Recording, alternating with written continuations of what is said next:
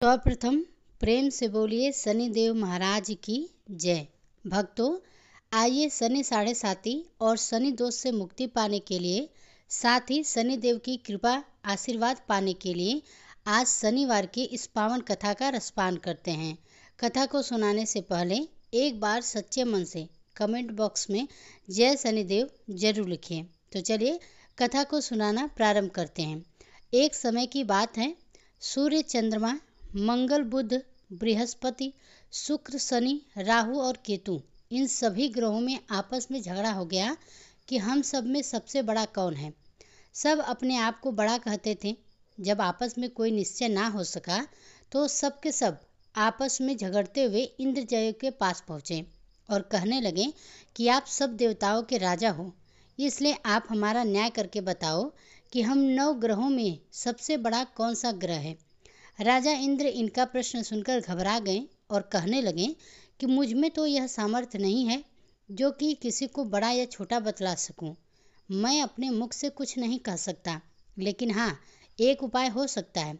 इस समय पृथ्वी पर राजा विक्रमादित्य दूसरों के दुखों का निवारण करने वाले हैं, इसलिए तुम सब मिलकर उन्हीं के पास जाओ, वहीं तुम्हारे दुखों का निवारण करेंगे।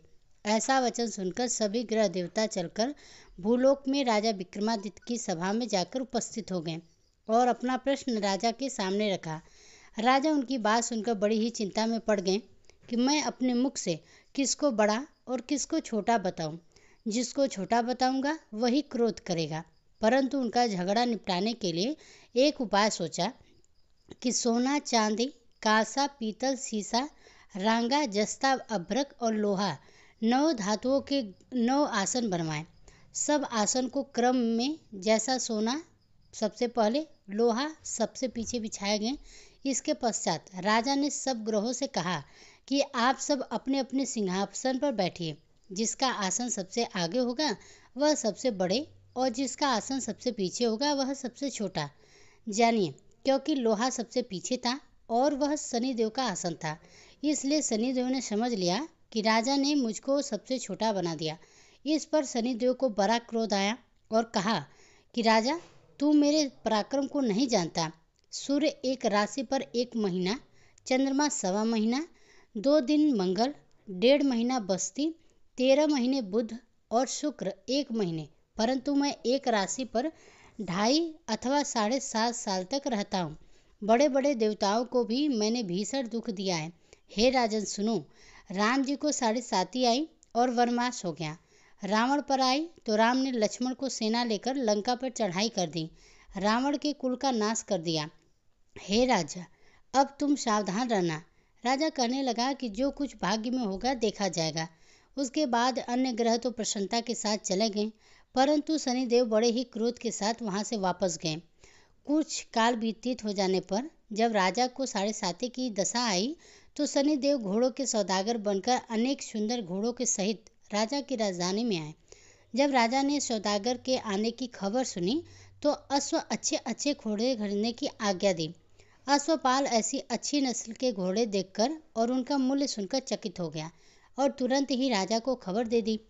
राजा उन घोड़ों को देखकर एक अच्छा सा घोड़ा चुनकर उसके ऊपर सवारी कर ली। राजा के घोड़े की पीठ पर चढ़ते ही घोड़ा जोर से भागा। घोड़ा बहुत दूर एक बड़े जंगल में जाकर राजा को छोड़कर अंतर्ध्यान हो गया। इसके बाद राजा अकेला जंगल में भटकता फिरता रहा। बहुत देर के पश्चात राजा ने भूख और प्यास से दुखी होकर भटकते भटकते एक ग्वाले को देखा। ग्वाले ने राजा को प्यास से व्याकुल देखकर पानी पिलाया। राजा की अंगुली में एक अंगूठी थी, वह उसने निकालकर प्रसन्नता के साथ ग्वाले को दे दी और शहर की ओर चल दिया। राजा शहर में पहुंचकर एक सेठ की दुकान पर जाकर बैठ गया और अपने आप को उज्जैन का रहने वाला और अपना नाम बीका बताया। सेठ ने उसको कुलीन मनुष्य समझकर जल आदि पिलाया। भाग्य उसी दिन सेठ की दुकान पर बिक्री बहुत अधिक हुई। तब सेठ उसको भाग्यवान पुरुष समझकर भोजन कराने के लिए अपने साथ ले गया। भोजन करते समय राजा ने आश्चर्य की बात देखी कि खूंटी पर हार लटक रहा था और वह खूंटी उस हार को निगल रही थी। भोजन के पश्चात कमरे में आने पर जब से कमरे में हार सेठ को नहीं मिला तो सबने यही निश्चय किया कि सिकवा विका ने ही कोई इस कमरे में नहीं था, इसलिए अवश्य ही उसी ने हार चोरी किया है। परंतु वीका ने हार लेने से मना कर दिया। इस पर 5-7 आदमी इकट्ठे होकर उसको फौजदार के पास ले गए। फौजदार ने उसको राजा के सामने उपस्थित कर दिया और कहा कि यह आदमी तो भला प्रतीत होता है, चोर मालूम नहीं पड़ता, परंतु सेठ का कहना है कि इसके सिवा और कोई घर में था ही नहीं, अवश्य ही इसी ने चोरी की है। तब राजा ने आज्ञा दी कि इसके हाथ पैर काटकर चौरंगा किया जाए। राजा की आज्ञा का तुरंत पालन किया गया और वीका के हाथ पैर काट दिए गए। इस प्रकार कुछ काल व्यतीत होने पर एक तेली उसको अपने घर ले गया और कोहल पर उसको बिठा दिया। वीका उस पर बैठा हुआ जबान से बैल हाँकता रहा। शनि की दशा समाप्त हो गई और एक रात को वर्षा ऋतु के समय वह मल्हार राग गाने लगा। उसका गाना सुनकर उस शहर के राजा की कन्या उस राग पर मोहित हो गई और दासी को खबर लाने को भेजा कि शहर में कौन गा रहा है। दासी सारे शहर में फिरती फिरती क्या देखती है कि तेली के घर में चौरंग राग गा रहा है। दासी ने महल में आकर राजकुमारी को सब बात सुना दी। बस उसी क्षण राजकुमारी ने अपने मन में यह प्रण कर लिया कि चाहे कुछ भी हो जाए, मैंने इस चरंगिया के साथ ही विवाह करना है।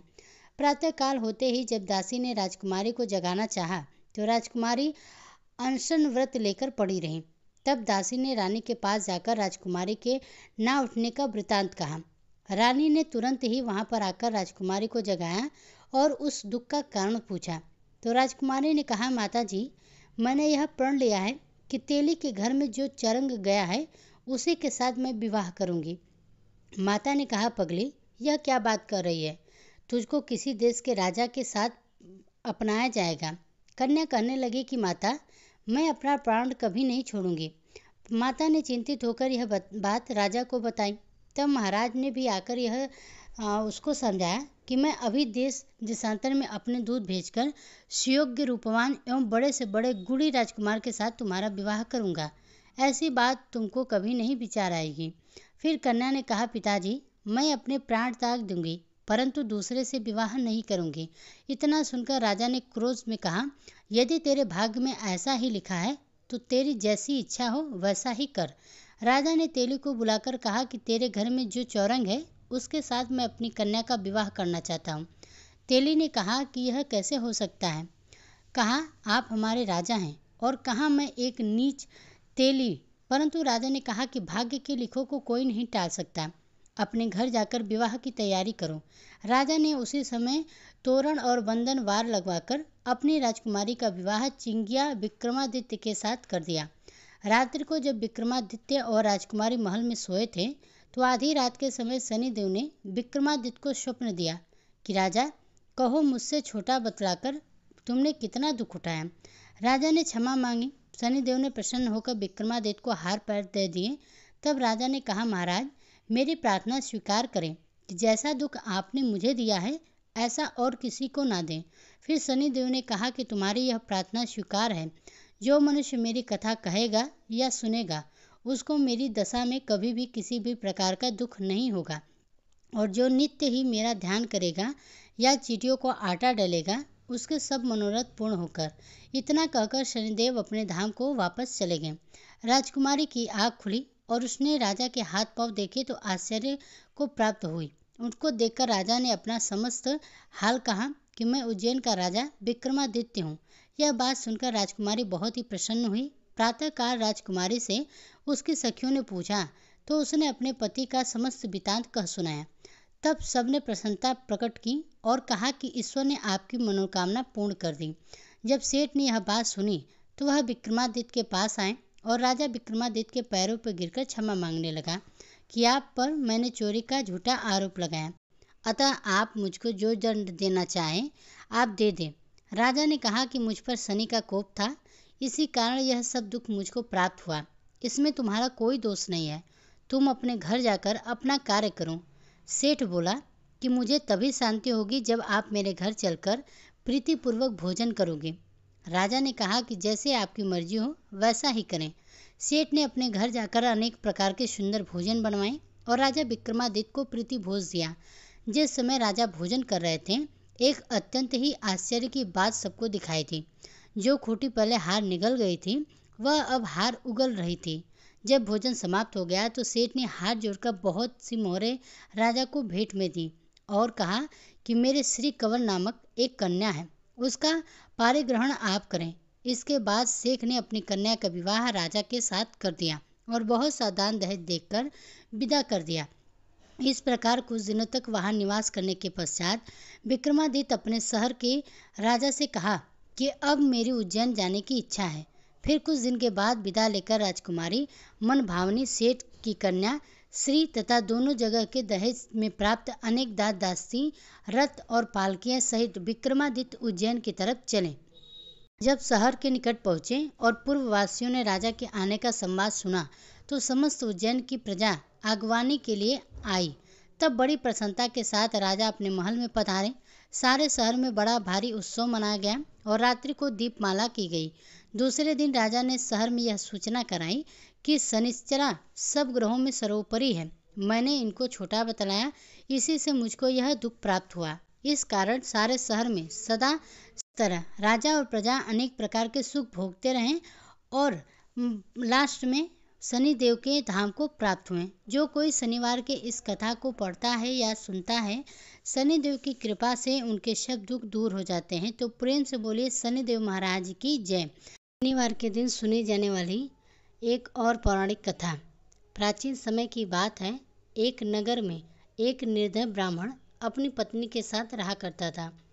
गरीबी के कारण उन्हें भोजन भी नहीं मिलते थे, उनके लाले पड़े रहते थे।